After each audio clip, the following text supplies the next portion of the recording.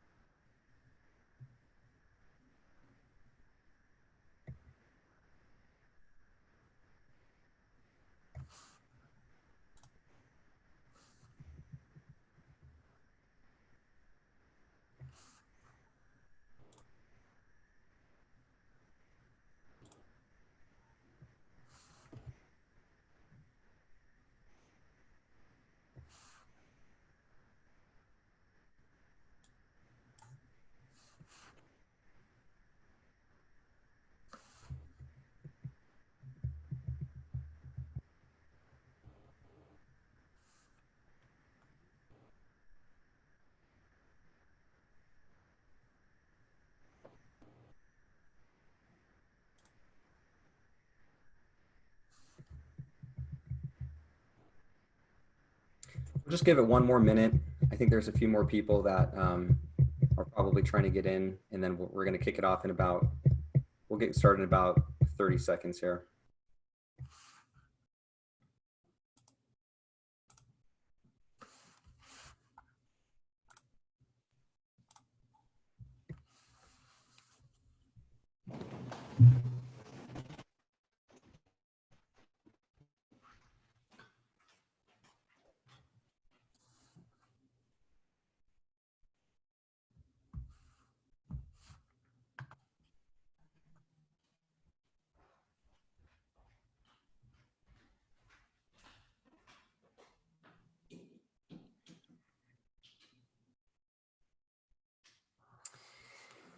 Okay, well, let's get going.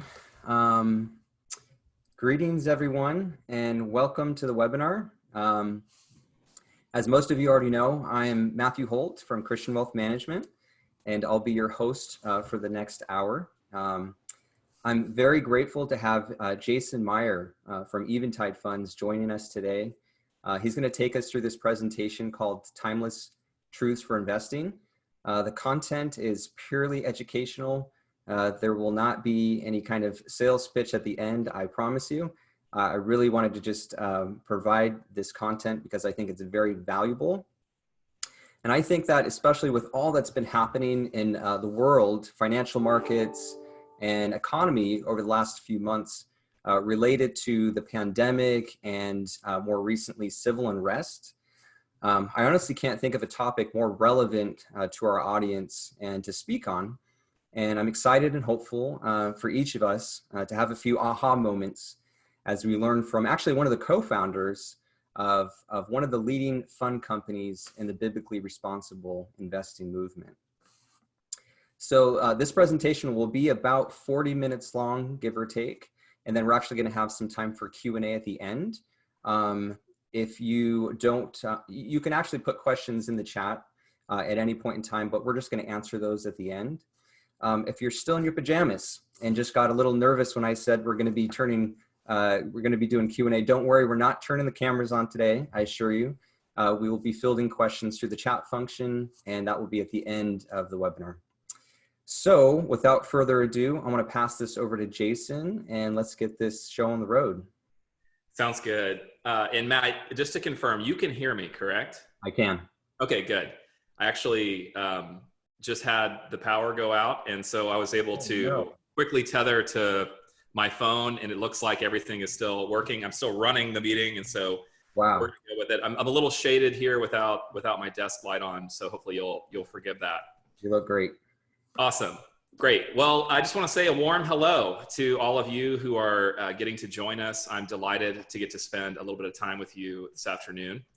Before we dive into the content, I'll just do a self-introduction. It's always good to know who you're listening to. I'm Jason. I'm one of the managing partners of a company called Eventide. We are a Boston-based mutual fund company that specializes in faith-based and values-based investing. I'll touch a little bit on what that means at the tail end of today's presentation. My day-to-day work is in an area that we call advocacy. which doesn't that sound vague? Basically what it is I speak to audiences like I'm doing today, and I really advocate that people consider their values whenever they're making investment decisions and not just focus on returns. All right, with that said, let's go ahead and get started. So Matt did a good job of kind of setting the stage, and to be honest, I don't need to say much here because we're all very aware of what's going on in our world around us. We are still dealing with this pesky virus. And when it first got started, it was very scary. The cases were ramping at an exponential rate. We didn't know much about it. I know this caused a lot of angst and uncertainty in our lives. We've seen the curve flatten and the number of cases decline. Obviously, they're growing again with reopening measures. So there's still some level of uncertainty, but hopefully we're seeing light at the end of the tunnel. But while all this has been happening, we've also observed its impacts on the economy.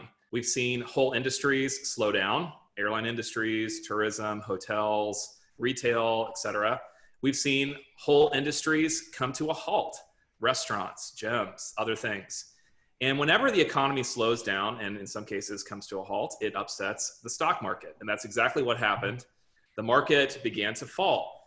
In fact, it fell at its fastest rate in history, believe it or not. Not the deepest it's ever fallen, but the fastest rate of change when it was falling. Very scary. It reached a bottom and began a recovery process, which was likewise speedy. In fact, the first week off the bottom, the market experienced its fastest gain since the 1930s. So it's been really volatile. That's been one of the characteristics. I don't know if you follow investing very closely in the news, but you may have seen that on a number of days, the New York Stock Exchange actually had their trading breakers blown due to the volume of trades that Wall Street traders were trying to put in on the stock exchange floor. Somebody has to go manually flip a breaker to get trading to resume. This happened on multiple days, pretty wild. And in times of great volatility, especially on the downside, we can start to wonder, hey, do I need to do anything about my investments? Do I need to make any changes? Was that plan that I had a few months back, is it still relevant? Is it still a good plan? What, if anything, do I need to do? And how, in general, should I think about investing in times like these? Well, I'm going to take a step away from the virus and the economy and the market. And what we're going to do is we're going to look at timeless truths for investing.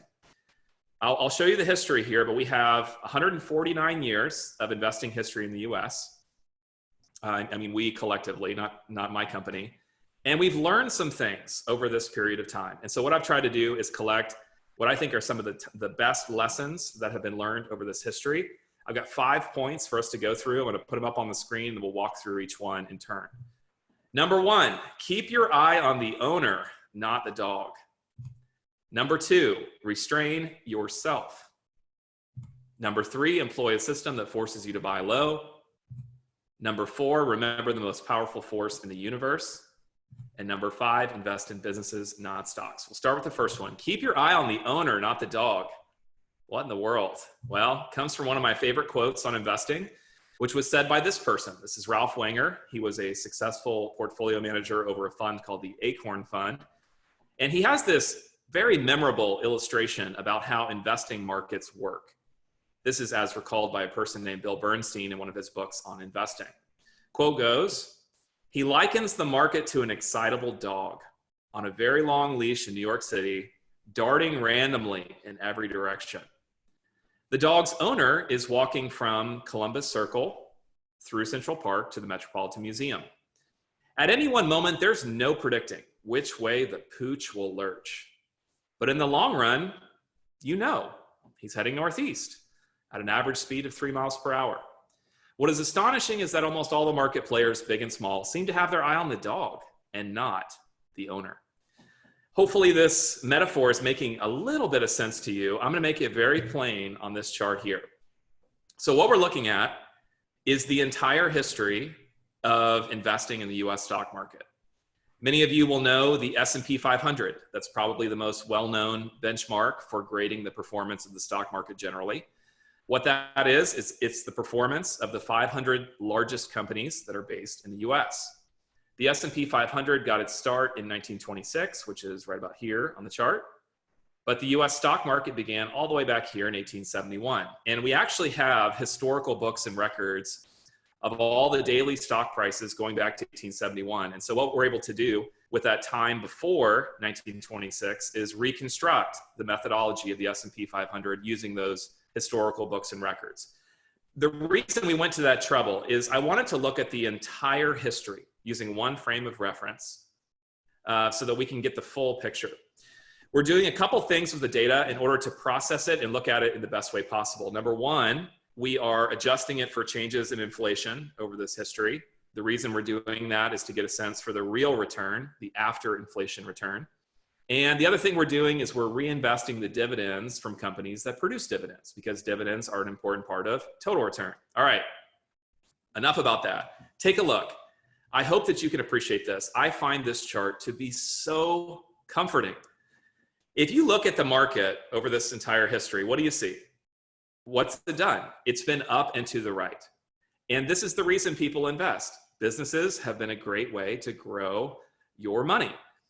The blue line in the chart here represents the stock market, obviously. In the metaphor, that's the excitable dog on a long leash in New York City, darting randomly in every direction. There's no predicting which way the pooch is going to lurch. There's no predicting which way the stock market is going to go, up or down. I just want to emphasize that point. There's really no way to know. The yellow line, what we're looking at there, that's just the best fit line for the data. And it's a straight line, there's no curvature, and you can see it's a good fit. In other words, the investing experience has been a straight line experience for 149 years. In our metaphor, this is the owner who's walking the dog purposefully north and east at a steady rate. That steady rate in investing terms is a constant 6.6% growth. So the lesson here is that we should not be bothered by the blue line. In fact, we should not pay attention to it. Rather, we should pay attention to this long-term trajectory, the reason we're investing in the first place, to grow our money, the owner. So let's keep our eyes on the owner, not the dog. All right, number two, critically important, restrain yourself. Sounds like I'm gonna get a little bit personal with you, and in fact I am. There is an incredibly important dimension to investing success that has to do with our own behavior. And it's important that we restrain these pathological behaviors that can creep in to our investing strategy. And you'll get this here in a minute. What I want to do is I want to go back. I want to look at this Wall Street Journal article. You can see we're going back a little bit here. This is December 31, 2009, but this is a classic illustration. So every decade, there's crowned some new king of mutual funds, depending on which mutual fund puts up the best performance number for a decade. And you can see what we're looking at here is kind of the coronation ceremony for the king of mutual funds in the decade of the 2000s. The name of the fund was CGM Focus. You can see in the opening paragraph here that the fund posted a return of 18% annually, which is to say 18% per year for 10 years. Very impressive. And outpaced its closest rival by more than 3 percentage points. Now, I want to ask you a question. And to get your response, I'm going to hit you with a poll, which is going to appear on your screen. The question is this. I'll let Matt vote on this too. Okay, so this king of mutual funds, best fund you could have picked in the 2000s, posted an 18% per year return. What I want to know is, do you think the average investor in that fund got the full return, or did they get something less? And I've given you a range of choices here. What do you say? Great, you guys are taking to this. Appreciate it. The fund got 18. What did the shareholders in that fund get? Did they get the full 18% or something less? All right, last call. Awesome. All right, almost everybody. Well, in the poll, I'll share the results. You should see this on your screen. So 11% of this audience thought they got the full return, 18%. 22% thought they got 12, and then there was a tie for the majority answer of 9% per year and 2% per year. Well, let's look at the right answer. It is worse than you all think. As impossible as this seems, We'll read. Too bad investors weren't around to enjoy much of those gains. The typical CGM-focused shareholder lost 11% annually. That means they lost 11% per year for 10 years. Just abysmal, according to investment research firm Morningstar Inc. So this is the very best investment in mutual funds you could have picked for the decade of the 2000s, posted an 18% return. The average investor in that fund was somehow managing to get a big negative return every year, negative 11%. What in the world, right? What's going on here? Well, they explain. Article continues. These investor returns, also known as dollar-weighted returns, incorporate the effect of cash flowing in and out of the fund as shareholders, here's the key, buy and sell. Investor returns can be lower than mutual fund total returns because shareholders often buy a fund after it's had a strong run and sell as it hits the bottom. Here's what's going on. People want to invest. They want a good fund. They go shopping for a fund. They find this fund. They say, wow, look at the return on this thing. So they buy it after it's had a streak of performance, which means they're buying it when it's expensive. The fund will undergo a downturn. All investments have downturns, but they make a mistake. They give up. They say, oh, I bought a dog. Get me out of here. So they cash out at the bottom. They bought high, sold low, got a negative return. Lo and behold, the fund will recover. It'll put on an impressive streak of performance that will attract a new set of investors who will buy it at a high, but then give up at a low. In other words, the investors are making classic mistakes. This is, I would say, probably one of the most well-known quotes on investing. This is from Warren Buffett. Many of you will know his name. He says, be fearful when others are greedy, and greedy when others are fearful. Now, don't operate your life or your investment program from a place of fear or greed. But there's a classic lesson here that I want you to get. Be fearful when others are greedy. What he means by this is, if you look around your life and it looks like your friends and your family are greedy about getting into the stock market, watch out. Historically, that has marked market tops. And so Buffett's advice is we actually need to be more cautious about investing at those times, or fearful. And greedy when others are fearful, exact opposite principle. If you look around your life and everyone's panicking and pulling their money out of the market, putting it under their mattress, predicting that the world is coming to an end and the sky is falling, historically, that has marked market bottoms. And so Buffett's advice, we need to be more aggressive or greedy at those times. That's the lesson. In other words, buy low, sell high.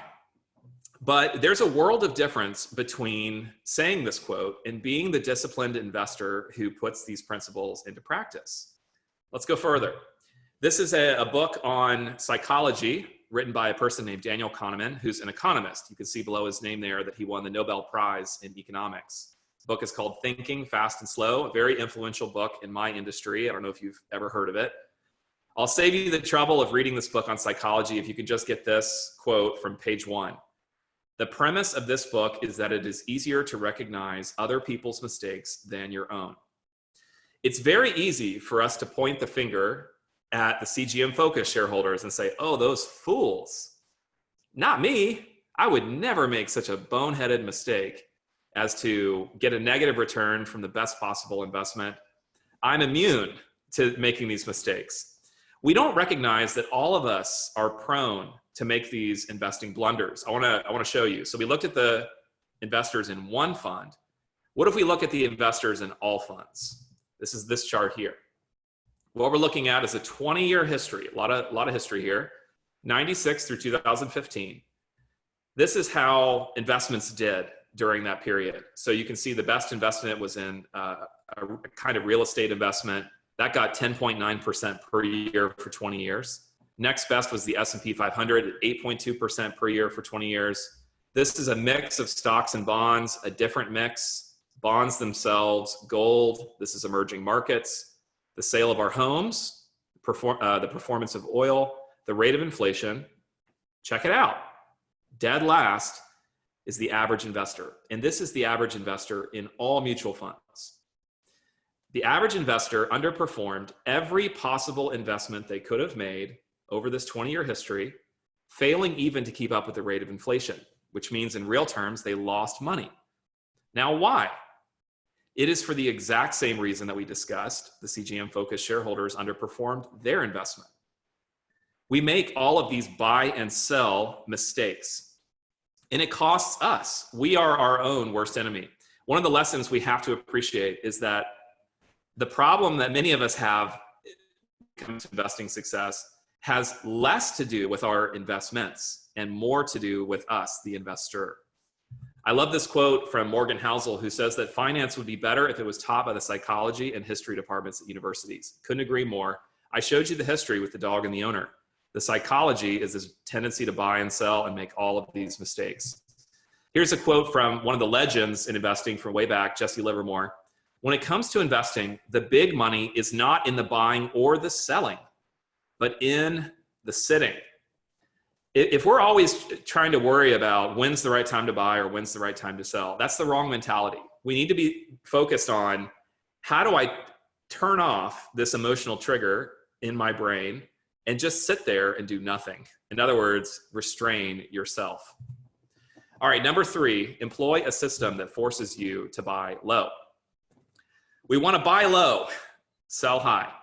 So I want to talk about a systematic way that we can do this whenever we're making purchases in any investment.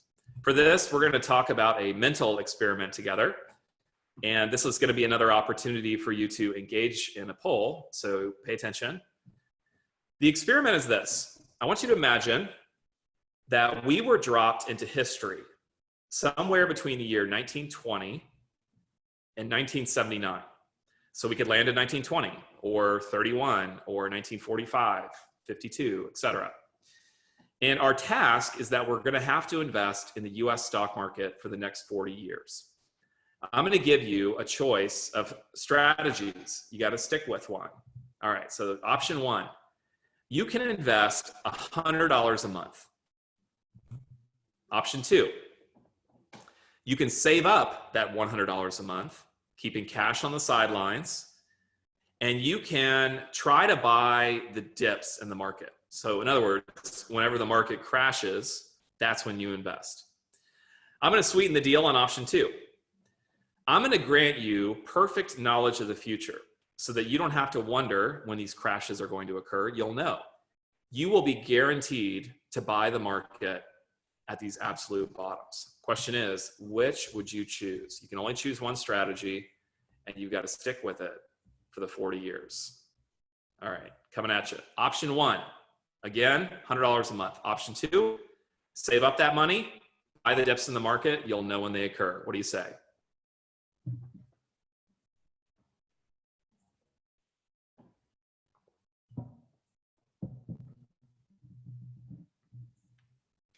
You know, when you do webinars, you're just speaking at your laptop. So it's very comforting to see some numbers moving around. So thank you for that small comfort. Lets me know there's human beings I'm interacting with here. All right, I'm going to call it done. Okay, so overwhelmingly, 78% of you say you would take option number 1. I want you to hold on to that thought. 22% of you said you'd take option 2, which was the buy the dip strategy. Let me just say something, and hopefully you'll agree with me. Option 1 seems very unlikely, doesn't it? It seems like it doesn't have a chance compared to this other seemingly perfect strategy. And so many of you might be playing the contrarian, saying, well, that's got to be the right answer. Hopefully you'll agree that option 2 sure is enticing, right? I mean, you can just, basically you just stockpile your money, and you know the perfect days to deploy it when the market is at these rock bottom prices, and you can just experience the full upside. How is that not the winner? It seems like a slam dunk. Well, someone actually conducted this experiment, so we don't have to wonder what the right answer is. They actually did all the math. They proved out which of these strategies was best. And I'll show you that to you. So here's how to read it. When this blue line is above the horizontal dotted line, that means that was the period of time when you should have chosen buy the dips. So you can see that if we landed in the 1920s, option 2, buy the dips, was the choice we should have made. Again, in the late 30s, early 40s, we should have chosen buy the dips. When the blue line goes below the horizontal dotted line, that means investing $100 a month was the better option. We can see visually what the best choice would have been. 70% of the time, option 1, monthly investment outperforms, which I think is pretty amazing, 70%. Now, keep in mind, I granted perfect knowledge of the future to option 2, which of course none of us have. For example, I don't have a poll on this, but have we seen the true market bottom of the coronavirus market sell-off, or is the market going to go down from here? I don't know. I have a feeling you don't know either. We don't know the future. And so in practice, trying to buy the dips in the market is very hard to do, and we can get it wrong. And if we get it wrong by just 2 months, which I think is very sensible, and you re-crunch the numbers on this experiment, then monthly investment outperforms 97% of the time, virtually the entire history. Now, how can this be? What is this magic of investing monthly? Well, it's called dollar cost averaging, and it's not complex. All it is investing a fixed amount of money at regular intervals over time, just like our $100 a month. And I'm going to show you on a chart why it works, but here's the explanation. When you do this, automatic investing, what's going to happen is you are naturally going to buy more shares of whatever investment at low prices, which is what we want. And it will naturally purchase less shares of an investment at high prices, which is what we want. Let me show it to you. So we're going to look at a period of time. So this is a decade of the stock market here. This is the 2000s. You can see that there were 2 very painful market crashes. The second one there on the right was the financial crisis. This was a very tough time to invest. It's called the lost decade in investing because you can see the market lost money. It went down 24% for that 10 years. Many people say this was the toughest decade to invest in history. Well, how did dollar cost averaging do? On the top, you can see what I just showed you, which is just the market for that 10 years. On the bottom in the green, what we're looking at are the number of shares that you're able to pick up using a dollar cost averaging technique, a monthly investment technique. And I'll walk you through it. So you can see at the beginning of the decade, what's happening? Well, the market's at a high, which means that prices are at a high.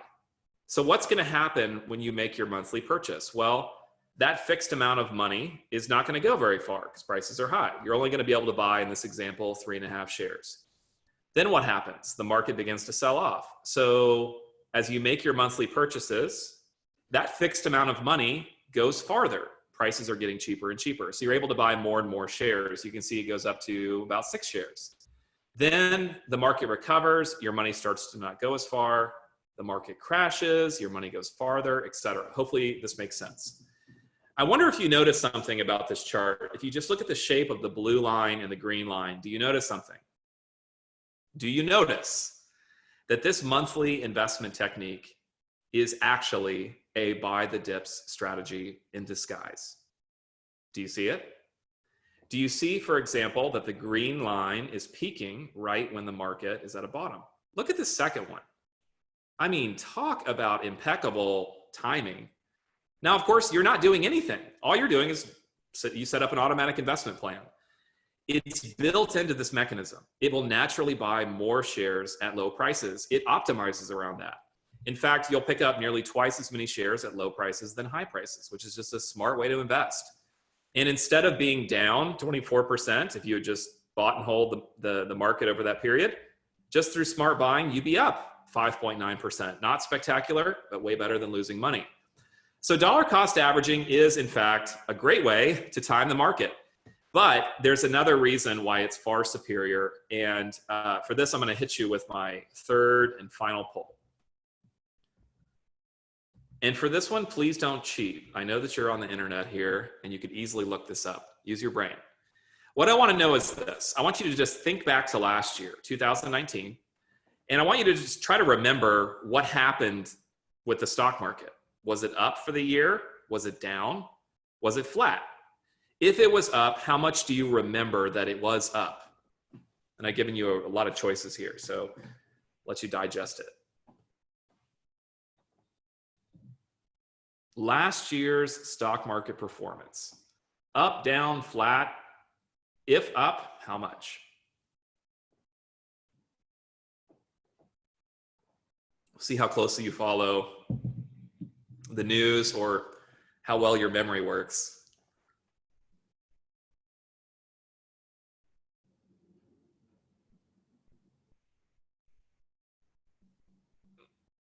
All right, getting good participation here. Still some votes coming in, so I'm just gonna let it roll for a sec. Last call. All right, call it done. Okay, so here are the results. So not sure how stocks performed, fair enough. Believed they were up, not sure how much. That was the majority answer, 30%. 20% of you believe stocks were up 10, 10% of you believe they're up 20, 20% of you believe they're up 30, 10% of you believe they're up 40. The right answer is that stocks were up 33-ish% last year. So those of you that answered up 30 got it closest to correct. 20% of our audience got that right, which means that in our small sample set here, we did better than the average American. I want to show you this. So this is a survey that is given to the American public each year. I don't have it for the most recent year, but I do have it for a very similar year. So this is from 2014. You can see that it took place up to July 9. So this is right in the middle of the year is when this happens. It's conducted by Gallup. You can see that it was in 2014, asking people of their recollection of the stock market from the prior year. In 2013, the market was up 30. Just 7% of the American public got that right. We have a lot of data on this. And here's what we've learned. People tend to perform well on this question when there has been a stock market crash. They tend to perform very poorly on this assessment when the stock market is doing well. Kind of weird, right? Well, I'm not going to get into the details about why I think this is. If there's interest, I can get into that in the Q&A. But if we think about this, what did we see with the history at the beginning? Was the market often crashing or was it often rising? It's often rising. So the fact that we are unaware when markets are rising can cause us to feel like things aren't going well. We can think that these crashes are happening often and we can wait on the sidelines to get involved. Well, dollar cost averaging forces you to get involved, to participate in those upward movements, which are the norm. While you wait for the next dip, the market is likely to keep rising and leave you behind. One quote on this point, and then this point will be done. This is Napoleon Bonaparte. This was his definition for military genius. I really like it for investing genius. He said, the man who can do the average thing when all those around him are going crazy. This monthly investment technique is boring. It is average. No one's going to be impressed, but as I showed you, it's a proven technique of smart investing at low prices. All right, number 4. Remember the most powerful force in the universe. This one comes from Einstein. The most powerful force in the universe is compound interest. How about that? Think about all the forces that this man studied, tried to codify into equations. He's saying the most impressive force that he's discovered in the universe is compound interest. That's an investing thing. So why would this be impressive to Einstein? What is compound interest? Why is a person as smart as him impressed by it? For this, we're going to use a very simple illustration. This is a classic investing example called a very expensive cup of coffee. If you buy a cup of coffee out at your favorite coffee shop, national average for that is $3. If instead of buying a $3 cup of coffee every day, what if you invested it? How much would you have after 40 years? Well, if we assume the historical growth rate of 6.6%, that comes from the beginning of this talk, it grows to more than 210,000. Not enough to retire on, but this is actually an impressive amount of growth. All you're doing is investing $3 a day. Why does it grow like this? Because of compound interest. What is that? If you look it up online, you're going to find a lot of really technical definitions that I think are rather opaque. I'm going to try to break it down in a more simple, easy to understand manner. It is a little fuzzy, but I think you'll grab onto the basic idea. I'm going to use a definition, a layman's definition, from Benjamin Franklin. Yes, that Benjamin Franklin. Turns out he was a huge fan of compound interest as well. I'll tell you a little story about that in a second. He defines compound interest this way. Money makes money. And money that makes money makes money. I know this is vague. You'll get it here in a sec. If we just break down our coffee problem, we'll see it. So what's happening? you are committed to investing $3 a day. $3 a day times 365 days in a year is $1,095. That's what goes into the account each year. It grows because of stocks growing. It grows by 6.6%, which means at the end of year one, what you invested is now worth this. In year two, what happens? Well, you invest another $1,095. That's just what you're committed to do instead of buying coffee. That gets added to what you already had in the account. So at the beginning of year two, you have this amount. And then what happens? The whole thing grows again by 6.6%. And so at the end of year two, you have this amount. All the following years, the math is the same. Now, if we think about Benjamin Franklin, what's he saying? Money makes money. Okay, so you've got some money in your pocket. It makes money because you invested it. So your money makes money. Then what happens? It gets reinvested. You don't pull it out of the account. It gets reinvested. And so the whole thing grows again. The money that makes money makes money. That's what he's saying. Interest begins to compound upon itself, which is where we get the phrase. This is what it looks like on a chart. Yellow is what $3 a day saved looks like. Blue is what happens when you invest it. Because of compound interest, you will notice that there is an upward sloping line.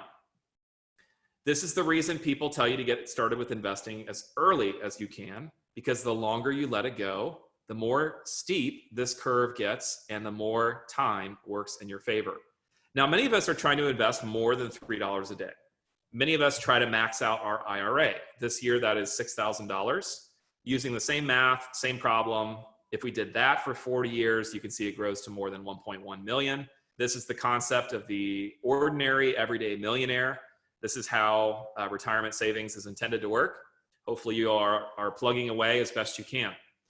Now, I told you that Benjamin Franklin was a big fan of compound interest. And to demonstrate this, he did something very interesting. At the end of his life, he gave a very modest sum of money to Boston and Philadelphia, $5,000. He put that money into an investment account. And he told the cities that they were not allowed to touch it for 200 years. Well, this is what the curve looks like at 40 years. You can imagine what it looks like at 200 when compound interest is really ripping.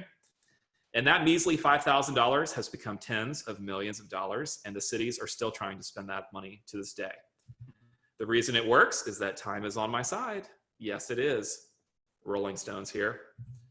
One more quote from Buffett. The stock market is a device for transferring money from the impatient to the patient. Patience is definitely a virtue with investing. Time is a very, very powerful ally because of compound interest, which Einstein says is one of the most powerful forces that's out there. All right, number 5, last point, and actually my favorite, and this should really hit home for you at Christian Wealth Management as clients and prospects. Invest in businesses, not stocks. I have this conviction, and I know it's shared with my gracious host, that many people really have no idea what they're participating in when they invest. Investing at its most fundamental level is about supplying capital to businesses that we believe in, businesses that we want to partner with over the long haul, and hopefully to grow with and profit with. What is investing like today? Well, most people, they're not really thinking about businesses. They're thinking about the market, this abstract financial thing. You kind of put your money in and you trust that it's going to spit out a greater result in the future. Many people are not really thinking about owning businesses. That's kind of not the way that they conceptualize the market. In fact, many people forget that the market is made up of companies. Many people have no idea. Well, what happens when we take this market view and forget what's actually taking place? When we take the market view and forget about companies, our relationship to investing becomes one of performance only. And it's going to be a rocky relationship. When the market's up, we're going to feel great. When the market's down, we're going to feel down. This is a professor from DePaul who describes what it feels like to be an investor. So try this on. Retirement accounts tend to just go into mutual funds, where as an investor, not only do I not have any idea how the companies that I have stock in are being operated, I don't even know what companies I have stock in. And these investments tend to be run by an elite of managers whose one preoccupation is with profit, increasing the bottom line. I don't know if you've ever thought about investing and just wondered, where does the money come from? Like, what companies am I owning here? How are those companies operated? What are the products and services and business activities that are funding my future? And how do I feel about all of this? Many people have this kind of feeling of disconnection where who they are as a person, their belief, their faith, their values, their ethics, their commitments in life are somehow not being well reflected on the other side of the account statement. Let me give you the inside the industry view. This is a very famous portfolio manager. Heard him speak at a conference a few years back where he made this statement that was burned into my mind. He said, "I pride myself on not knowing what's in our portfolios." I want you to think about this. This guy is a portfolio manager. And by the way, I'm not picking on him. There's a lot of people that take this view. He just said it really elegantly. His job is to pick companies for his portfolios that his clients will then own. And he's saying that he considers it a point of pride to not even know the names of the companies that he's choosing. Now, some of you may have guessed why this is the case. He's a numbers guy. He is looking for certain financial metrics on stocks, and it doesn't matter to him what the company is or what they do. If the numbers look good, it's good, and it makes it into the portfolio. Now, on the one hand, this has a kind of impressive discipline to it, right? I think we can admire that. But on the other hand, when we realize that investing is about owning businesses and profiting from businesses, to not even care what the companies are doing, I think represents a loss. And it makes it very difficult for us who are motivated by our faith and values to put those values into practice. What we need to do is we need to remember that when we invest, we're going to be connected to companies. We're going to put money in. This is what allows us to receive profits and growth. The profits and the growth are going to come from whatever it is the company's doing in the world, which can be for good or bad. Every investment decision is a decision about our values and our ethics. I know it doesn't feel like it. It is in fact true. And so what we need to do is, in addition to having profit-oriented questions about investing, we should have some ownership-oriented questions about investing. Questions like the following. What do we feel about the management teams that are running the companies that we're investing in? How are they treating their customers, their employees, their suppliers, the communities they're based in, creation, society as a whole? Some questions could be like the following. We use these as kind of gut checks here at my company. Would we want to work under the leadership team? How likely would we be to recommend their product or service to a friend or loved one? Would we be proud if our son or daughter were to go work for this company? I think that's a really nice litmus test. On a scale of 1 to 10, 1's a new flavor of bubblegum, 10's a cure for cancer. How much value does this product bring to humankind? And by the way, I think there's a whole negative side to this scale, such as companies that are harming others or destroying life. If we walked into a supply center, would we be proud of the quality and working conditions that we observed? What would our reaction be if this company opened an office in our neighborhood, opened a supply center, plant, factory? Does this company's environmental policy and actions leave a better planet for our grandchildren? If we see investing as just something financial, these questions don't occur to us. If we remember that all that financial stuff is really just masking the fact that we're owning companies, asking these kinds of questions makes a lot of sense. If someone came to you in your home community looking to start a business and they wanted you to fund it, you would not say to them, okay, send me a spreadsheet of your projected numbers and I'll get back to you. You'd want to know that, right? But you'd also want to know more fundamental questions like, hey, what is your product? How does it benefit people? How do you plan on attracting excellent employees and retaining them, et cetera, et cetera? It should be no different with our mutual funds. We need to have hard questions for them that go beyond percentages and charts and graphs, et cetera. When we recover this company-centric view of investing, it can give us a kind of peace of mind that I think is inaccessible when we view it only as finances. This is the last quote. I know it's long, but I really like it. This is from the portfolio manager at my company, just to give you a window into how we think about things. By investing with Eventide, you will grow in your peace of mind. Peace of mind is the byproduct of trust, and trust is the byproduct of knowledge. Many people have had the experience of purchasing a stock, becoming nervous as it declined, then selling out at a loss, perhaps only to see it go right back up. On the other hand, if a person knows the business the stock represents, trusts management, and so comes to believe in the company, these declines are not so troubling. That person is a confident investor because history has shown that great businesses not only endure downturns, but emerge even stronger, making these declines attractive points to invest further. At Eventide, we help investors understand the merits of our portfolio companies so they can better appreciate what they own and thus transcend a mere chart-based financial relationship. Eventide investors can then have greater confidence and less stress because they're not buying mere paper or a derivative, but a portfolio of quality businesses they know and trust. After all, life should not be spent staring at computer screens watching ticker gyrations, but instead free from needless stress. We strive to give you that peace so you can spend your time on what matters most. One last time, the timeless truths for investing. Keep your eye on the owner, not the dog. Restrain yourself. Employ a system that forces you to buy low. Remember the most powerful force in the universe, and invest in businesses, not stocks.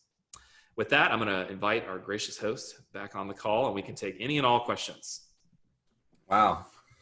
Yeah, that was great. Thank you, Jason. Really solid presentation. And I feel like the information that you shared was simple enough for everyone to follow, yet it was profound because it probably dispelled at least a few of the myths that I think some of us have believed about investing and personal finances. And I also just want to say regarding your last point on investors being owners of companies, I've really appreciated the way that Eventide has framed that whole discussion because it really gets down to the fundamental of what investing is, and it's ownership. And it's owning, when we own companies, we're actually aligning ourselves with the values and the activities of those companies that we hold in our portfolios. Yeah, that's right. And let me just say, you guys are in a great place as clients. And if you're prospects looking for a financial advisor, I've been in this industry not long. I'm not old. I've been in the industry about 11 years.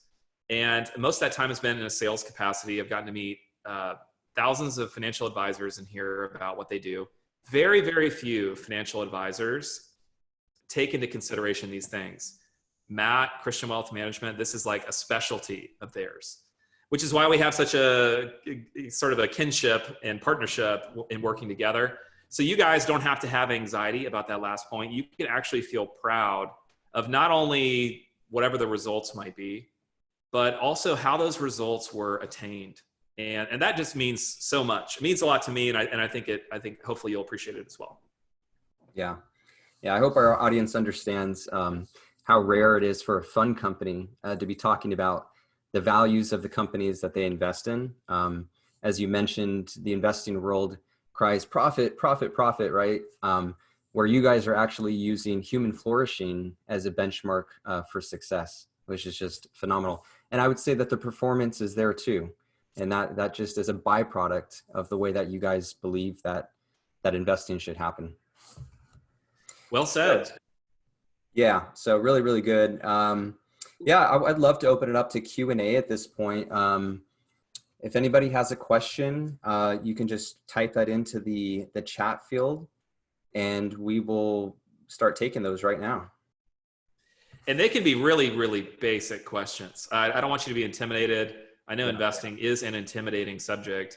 This time is to really open up a space where we can have a conversation about the seemingly silly or questions that we might think are not sophisticated. You don't have to try to impress us. We're here for you. Yep, definitely true.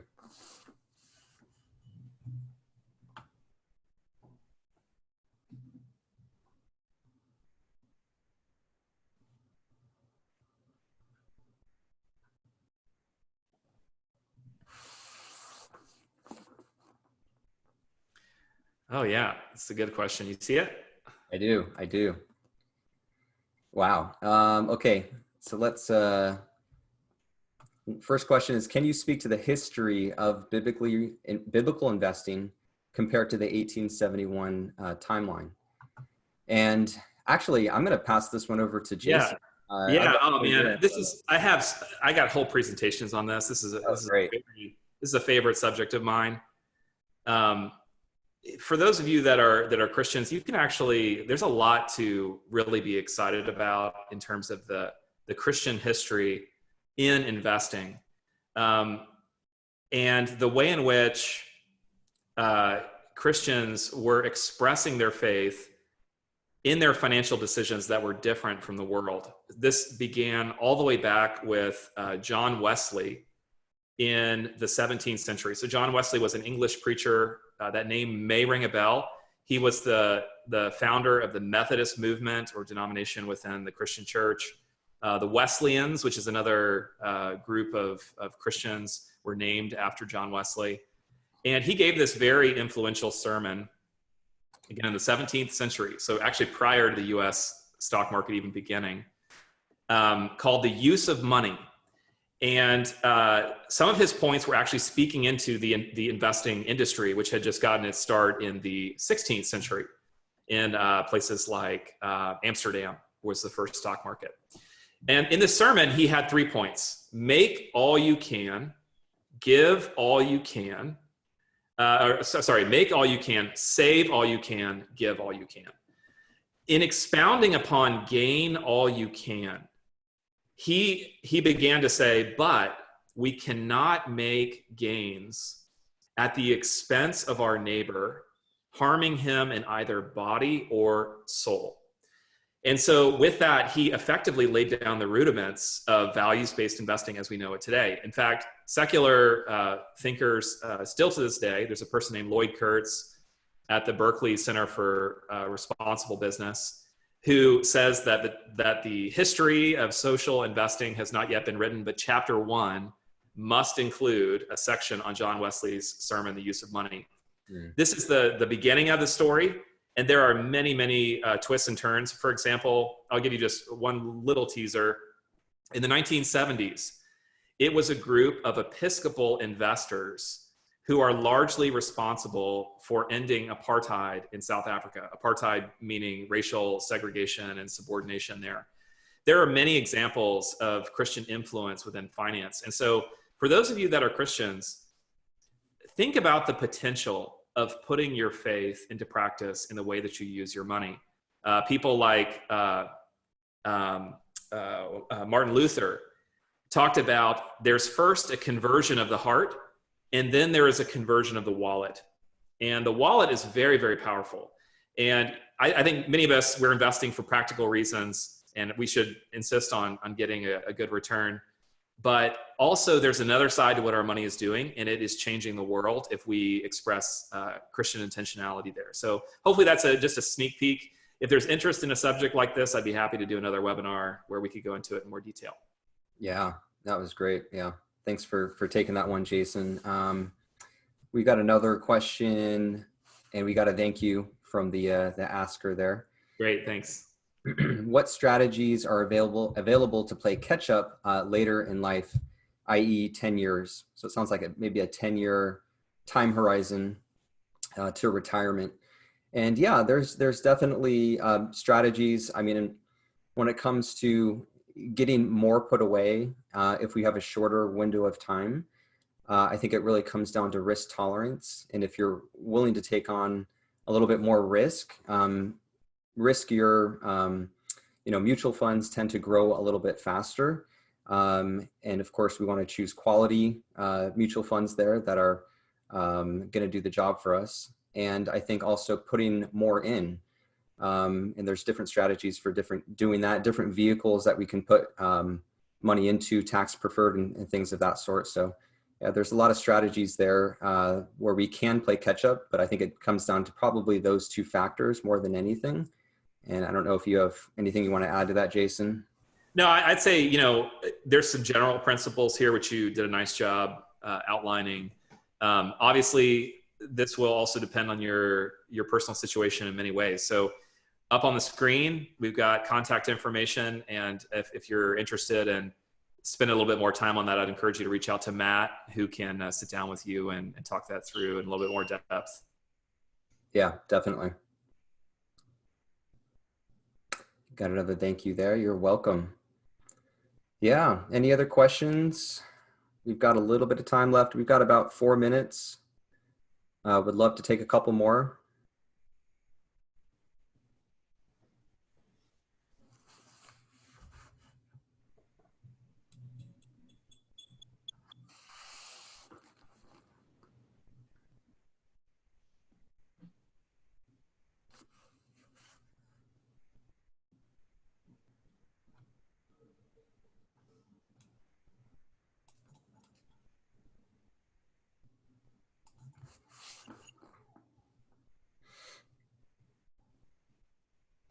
Excellent presentation. Awesome. Thank you so much. Thank you, Jason. Really killed it. I appreciate it. This is fun. Happy to. I love doing these things. So much of my work can be removed from the actual investors in our funds, like the end client. And so I always loved to get a chance to speak to people who actually whose money is being invested. I think it's just really it grounds what I do. So I just really appreciate you bringing me on and having me. It was a blast. Yeah, definitely. Let's do more of these in the future. That's good. Yeah, just as a wrap up, thanks everyone. Whether you're an existing client of mine or you're a longtime investor, maybe exploring biblically responsible investing, or maybe you're even somebody that's like brand new to investing, I just want to applaud you for taking the time out of your busy Friday afternoon to be with us over the last hour. I really hope that this experience has added value and wisdom to your financial journey. And I want you to know that I'm available to help you get to the next step on whatever financial success looks like to you. And of course, if it's just questions that you have, be more than happy to answer those for you and your family members. But yeah, it's been a really special time. And this presentation, by the way, has been recorded. So we will make it available to those that want to hear it again or weren't able to attend. So thank you, everybody, and have a blessed weekend.